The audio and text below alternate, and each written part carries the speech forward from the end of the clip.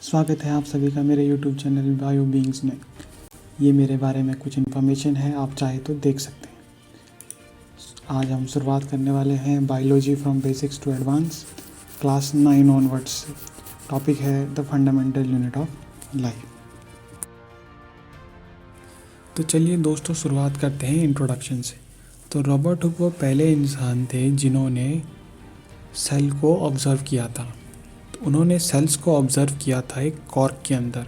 Cork जो है वो एक सब्सटेंस होता है जो बार्क ऑफ अ ट्री में मिलता है। ये इन्होंने 1665 में अपने ही डिज़ाइन किए गए माइक्रोस्कोप के द्वारा किया था। तब इन्हें माइक्रोस्कोप से छोटे छोटे बॉक्सेस दिखाई दिए थे जिनको इन्होंने सेल कहा था। तो सेल जो है एक लैटिन वर्ड है जिसका अर्थ होता है अ लिटिल रूम। तो आप ये इमेज देख सकते हैं आपके स्क्रीन पर कि एक ये कॉर्क है जो कि बार्क ऑफ अ ट्री से लिया गया है, जिसके अंदर माइक्रोस्कोप के ऑब्ज़र्व करने पर ये छोटे छोटे कंपार्टमेंट्स आपको दिखाई देंगे जिन्हें रॉबर्ट हुक ने सेल कहा था और आज तक भी इन्हें सेल ही कहा जाता है। अब हम बात करेंगे सेल स्ट्रक्चर की। तो सेल जो हैं वो एक दूसरे से बहुत ही मिलते जुलते होते हैं।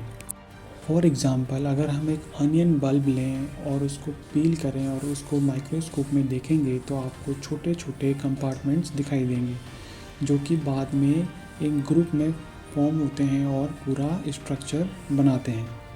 तो इस तरह हम कह सकते हैं कि जितने भी ऑर्गेनिजम्स हैं वो छोटे छोटे यूनिट से बने होते हैं जिनको हम सेल्स कहते हैं। सिर्फ ऑनियन बल्ब ही नहीं, और भी बहुत सारे सिंगल सेलुलर ऑर्गेनिजम्स जो हैं इन्वायरमेंट में मिलते हैं। फॉर एग्जांपल इस जैसे कि आपका एमीबा हो गया, या फिर आपका क्लेमिडोमोनास हो गया, या फिर पैरामीशियम हो गया, या फिर बैक्टीरिया हो गया। ये सारे जो हैं वो सिंगल सेलुलर ऑर्गेनिजम्स हैं और इनको बायोलॉजी में यूनिसेलुलर ऑर्गेनिजम्स भी कहते हैं। यूनि का मतलब होता है सिंगल, ठीक है, और ऑर्गेनिज्म मतलब आपका जो इंडिविजुअल है, ऑर्गेनिज्म है। ऐसे ही जब सिंगल सेल मिलके एक बड़ा ऑर्गेनिज्म बनता है तो हम उसे मल्टी सेलुलर ऑर्गेनिज्म भी कहते हैं। फॉर एग्ज़ाम्पल जैसे कि हम ह्यूमन बीइंग्स हैं। तो अब हम बात करते हैं प्लाज्मा मेम्ब्रेन या सेल मेम्ब्रेन की। तो ये आउटर मोस्ट कवरिंग होती है किसी भी सेल के, जिससे कि उसके जो बाकी कंटेंट्स हैं सेल के वो अलग अलग होते हैं इन्वायरमेंट में। तो जो प्लाज्मा मेम्ब्रेन होता है वो एंट्री या परमिट करता है अदर मटेरियल्स को अंदर या बाहर सेल में। साथ ही साथ ये जो मूवमेंट है पार्टिकल्स की या मटेरियल्स की उनको रोकता भी है अगर उनको अलाउ नहीं करना है। तो इसीलिए इसको सेलेक्टिवली परमिएबल मेम्ब्रेन भी कहते हैं, जिसका अर्थ होता है कि सिर्फ उन्हीं चीज़ों को अंदर जाने देना जिनकी ज़रूरत है और जिनकी नहीं है उनको बाहर ही रोक के रखना। फॉर एग्ज़ाम्पल अगर हम बात करें जैसे कि कार्बन डाइऑक्साइड और ऑक्सीजन है वो सेल मेम्ब्रेन के आर पार करते हैं by the process of diffusion. जैसा कि हमने पहले क्लासेसों में भी देखा है कि डिफ्यूजन में क्या होता है कि कोई भी पार्टिकल जो होता है वो एक हायर कंसंट्रेशन से लोअर कंसंट्रेशन को मूव करता है।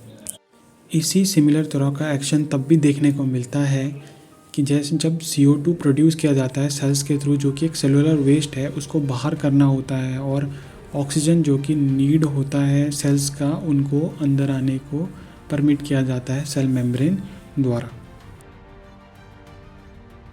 तो आइए अब बात करते हैं सेल वॉल की एक सेल के।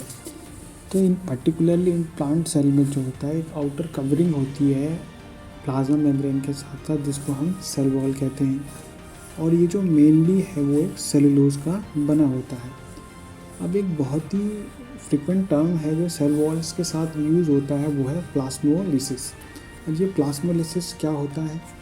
तो जब एक लिविंग सेल अपना वाटर लूज़ करने लगता है ऑस्मोसिस के थ्रू, तो वो क्या कर जाता है, श्रिंक कर जाता है या फिर कॉन्ट्रैक्ट कर जाता है, जिसकी वजह से उसके जो सेल का जो कंसंट्रेशन है, जो कंटेंट्स हैं, वो सेल वॉल से दूर हो जाता है। इसी को हम प्लाज्मोलिसिस कहते हैं। तो सेल वॉल के कंटेंट में एक्सचेंज के थ्रू 3 कंडीशन बनती है जो आपको डायग्राम से दिख रहा होगा। एक हाइपरटोनिक सोल्यूशन में, एक आइसोटोनिक सोल्यूशन में और एक हाइपोटोनिक सोल्यूशन में। तो हाइपरटोनिक सोल्यूशन का मतलब होता है कि जो सेल के बाहर है वो ज़्यादा वाटर है, यानी कि जो बाहर की कंडीशन है वो डाइल्यूटेड है, और वहाँ पे कंसंट्रेशन कम है इसका मतलब, तो उसमें क्या होता है, जो सेल की जो मटेरियल है वो बाहर को निकल जाता है, जिसकी वजह से ऑस्मोसिस की वजह से वो सेल कंटेंट या सेल मटेरियल जो है वो बाहर के सोल्यूशन में निकल जाता है। तो इस वजह से जो सेल जो है वो प्लाज्मोलाइज्ड हो जाता है। ये होता है हाइपोटोनिक सोल्यूशन में। अब बात करते हैं आइसोटोनिक सोल्यूशन में। तो आइसोटोनिक सोल्यूशन में मतलब आपके जो दोनों तरफ है वो कंसंट्रेशन बराबर है, इस वजह से सेल जो है वो वैसे ही रहता है। इसको हम कहते हैं फ्लैसिड कंडीशन। फिर आती है आपका हाइपोटोनिक सोल्यूशन। तो हाइपोटोनिक सोल्यूशन में जैसे कि हाइपो मीन्स होता है कम, तो जो सराउंडिंग जो सेल में है उसका जो कंसंट्रेशन होगा वो कम होगा, जिसकी वजह से तो वाटर कम होने का मतलब है वहाँ पर जो कंसंट्रेशन है सराउंडिंग में सेल के वो ज़्यादा है, जिस वजह से क्या होगा, सेल जो है वो कि जो बाहर का जो मटेरियल है वो सेल के अंदर आ जाएगा। तो इस कंडीशन में सेल जो होता है वो टर्जिट हो जाता है।